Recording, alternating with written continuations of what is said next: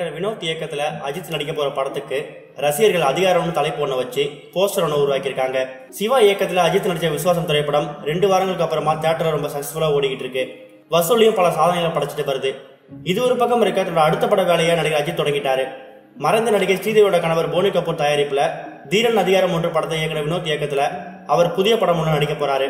இந்த படம் பாலிவுட்ல பெரிய ஹிட்டான பிங்க் படத்தோட ரீமேக். இந்த படம் மூலமா தமிழுக்கு வராங்க பிரபல பாலிவுட் நடிகர் இருக்கக்கூடிய வித்யா பாலன். அவங்க மட்டும் இல்லாம ரங்கராஜ் பாண்டே, ஆதிக் ரவிச்சந்திரன் இவங்களும் இந்த படத்தில் நடிக்க போறாங்க. இந்த படத்தோட இசையமைப்பாளரா யுவன் சங்கர் ராஜா சேர்க்கப்பட்டிருக்காரு. இன்னும் பெயரிடப்படாத இந்த படத்தை தல 59 அப்படிங்கிற மாதிரியும் படக்குழுவை சேர்ந்தவங்களும் ரசிகர்களும் குறிப்பிட்டு வந்துட்டு இருக்காங்க.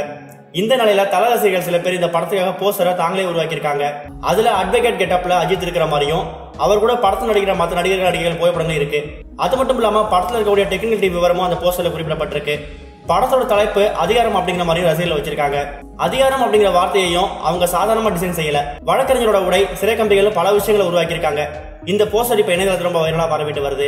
இது ஒரு பக்கம் இருக்க, ஃபேன்ஸ் நிறைய பேர் விஜய பாக்கிறதுக்கு தளபதி 63 ஷூட்டிங்ல கூட்டிடுறாங்களாம்.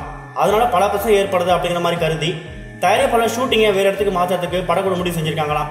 தெலுங்கானால இருக்கக்கூடிய ராமோஜி பிலிம் சிட்டிக்கு ஷிஃப்ட் ஆகலாம் அப்படிங்கிற மாதிரியும் படக்குழு யோசிச்சுட்டு வரதாகவும் தகவல் வெளியாயிருக்கு. இதை பத்தி நீங்க என்ன நினைக்கிறீங்கன்னு உங்களோட கருத்துக்களை கமெண்ட்ல போஸ்ட் பண்ணுங்க. இந்த வீடியோ உங்களுக்கு பிடிச்சிருந்தா லைக் பண்ணுங்க, ஷேர் பண்ணுங்க. கனெக்டிங் அப்டேட் தெரிஞ்சுக்கிறதுக்கு சேனலை சப்ஸ்கிரைப் பண்ணுங்க. இது வரைக்கும் கனெக்டிங் டிவிக்கு சப்ஸ்கிரைப் பண்ணனா மறக்காம சப்ஸ்கிரைப் பண்ணிக்கங்க. உடனடி அப்டேட்ஸ் பெறுவதற்கு நோட்டிபிகேஷன் பெல்லையும் கிளிக் பண்ணிக்கங்க.